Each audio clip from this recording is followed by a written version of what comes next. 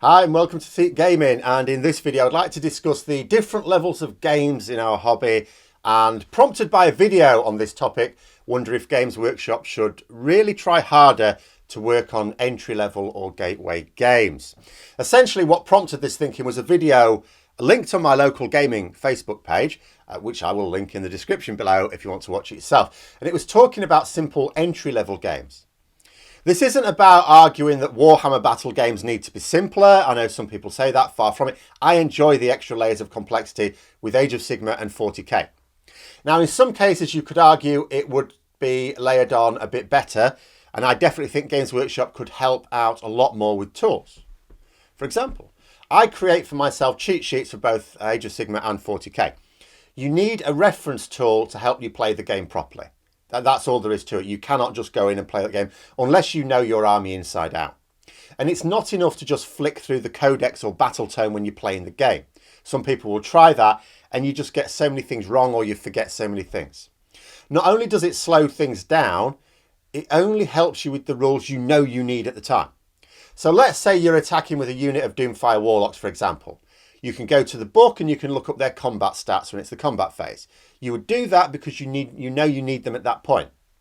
But then let's say your opponent casts a spell and your wizards are out of unbinding range, but your warlocks aren't. Well, they can unbind. But let's say you forget that they can unbind. Well, then you miss out. You've forgotten about a special rule. Or let's say a particular hero gives reroll ones to save for friendly units around them, and you forget about that rule. You've looked up the combat stats for the unit that's under attack, but not for the hero that's given them a buff, and you've forgotten that it exists. You know, that's not the sort of thing you go to the War Scroll entry for, because, you know, in the case of the Warlocks, most units don't unbind spells. In the case of the other thing, well, you know, heroes sometimes have buff, but you're not going to look up for every play of the game what that buff is. You know, or let's say you remember that they're wizards in the Doomfire Warlocks case, but you forget that they have a bonus to unbinding. So you remember that they can unbind. You forget that because of the size of the unit, you get +1 to it. You know, or you forget you have a command ability that's useful at certain times. You know, this is a much greater issue, actually. I've talked about Age of Sigmar, but with stratagems in 40k. You know, you don't want to be reading through every stratagem in every play of the game. It would take forever. Games Workshop say, oh, a 2,000 point game might take 2 or 3 hours. You're having a laugh. It would take all day. Why Games Workshop won't just make a desktop application or web-based version to produce sheets like the ones I get is beyond me. I mean, they have their army builder app, which is almost useless actually because it's riddled with bugs, but you can make an army list much more quickly than in-game reference sheets. And the latter would be a lifesaver and a massive time saver for me. But anyway, not talking about that. Lack of tools aside, 40k and Age of Sigmar are the flagship battle games. I enjoy them. But you wouldn't go from someone who might be interested in the hobby to just playing those games. Some might, sure, yes. But most would be put off. It looks complicated. It's not helped when they think the rule book is this massive doorstop. And who would tell them otherwise if they didn't have a friend guiding them? Not that the Games Workshop website helps in this regard, certainly. Actually, on that point, I'd also say that Games Workshop really don't do themselves any favours when it comes to getting people into their hobby. I get that they can't get staff, they can't staff the stores properly anymore because it's too expensive. Online shopping is so much more prevalent. Most probably doesn't make much money, the actual stores. They sort of need a presence, but that's why the nearest one to me is hardly ever open, and the nearest one to me is nowhere near me.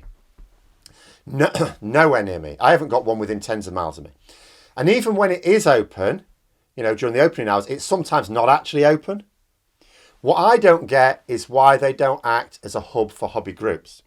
What is the number one barrier to getting into this hobby? Assuming you have the time and the money. Other players. This isn't chess we're talking about here. This is a face-to-face game that requires a playing area that is difficult to easily accommodate in most people's houses, unless they're really going for it. And it also requires an initial outlay of quite a bit of cash for rulebooks, scenery, models. You need other players? Or what's the point? And do Games Workshop act as a conduit to connect players with other players or gaming clubs? No. It's like they don't care whether the hobby they are creating lives or dies. And then we have entryism.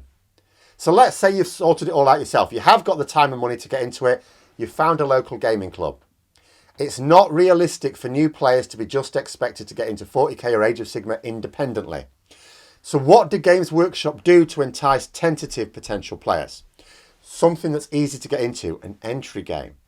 A game where you can buy a box, crack it open one evening or at the weekend and be up and playing shortly afterwards. You know, if you've got someone else to play with. Not a lot, really.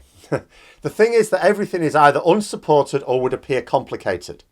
Now, Warcry isn't too bad, but it does have a significant set of rules. There are lots of little there isn't a simple version of it. Now, I know you'd say, oh, it's quite a simple game. Well, compared to like the larger Age of Sigmar, yeah.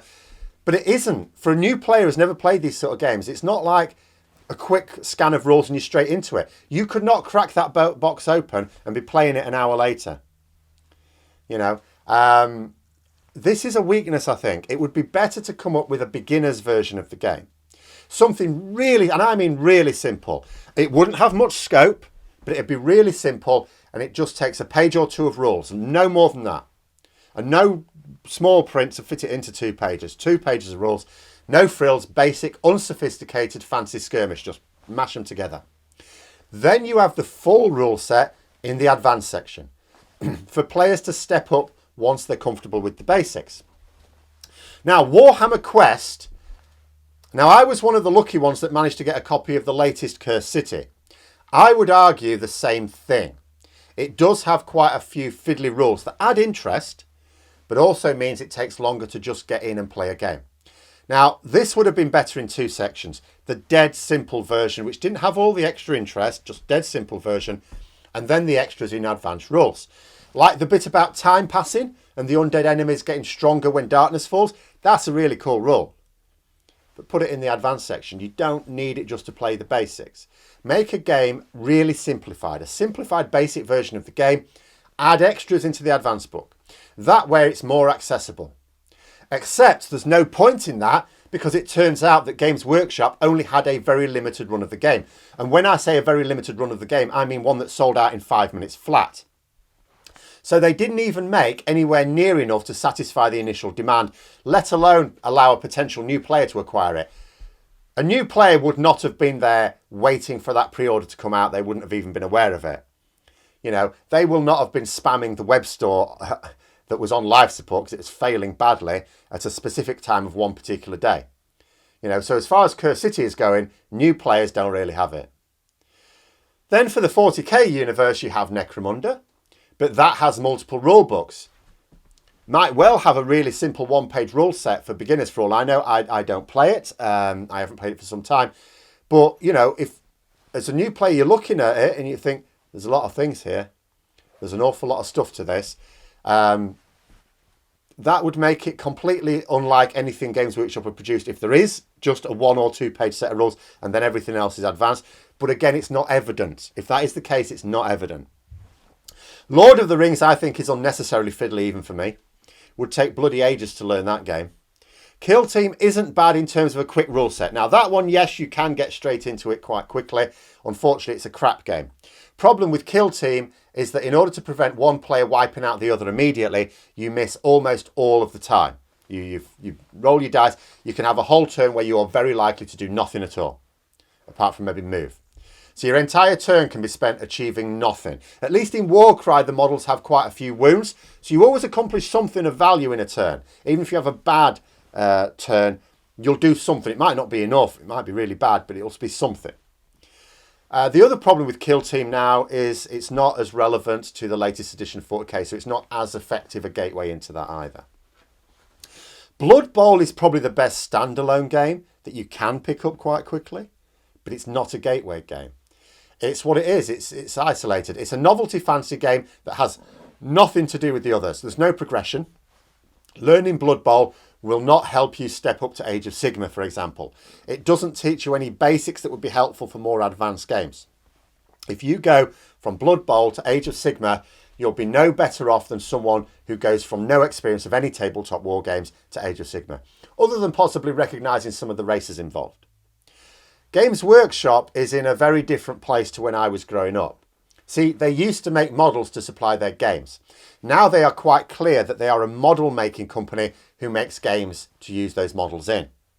Now I wish it were the other way around because I like the gaming, but I'm not complaining. That is the path they're taking, and there'll be some people who are quite happy with it. But that being the case, they are recognising that the games are a useful way of getting people to buy their models. See, the bottom line is that the sort of people who would like to assemble and paint their models purely for the purpose of just painting them, they're not going to buy that many models because they're the people that are going to take their time over it. It's the players of their games that will buy the large number of models. They must also know that most people would be put off by a number of aspects of the hobby. The price of even a starter box of models, which represents good value in comparison, is still quite a lot of months worth of an online gaming subscription. Then there are rules books, scenery models, paints, tools, dice, all adds up. Where's that inexpensive, simple game that Games Workshop produce as a gateway into the hobby that they create? One that you could just happily play yourself for years, and that's fine, you've got that game, but also might encourage you to step up. Because I did this, like, a long time ago. I was persuaded to play Hero Quest. Now, technically it wasn't a Games Workshop game. It was made in conjunction with Games Workshop, but it was based on their hobby. And then Games Workshop did produce Advanced Hero Quest. Now, I bought that, and that was a nice, simple game. You could get into that really quickly.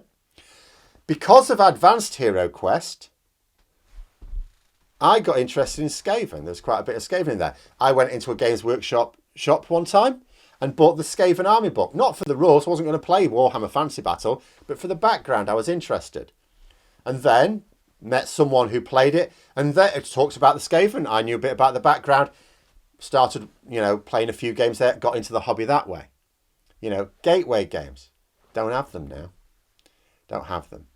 But those are my thoughts. Let me know yours in the comments below. Hope you found the video interesting. If you did, please hit the like button and subscribe to the channel. And until next time, I'll see you later.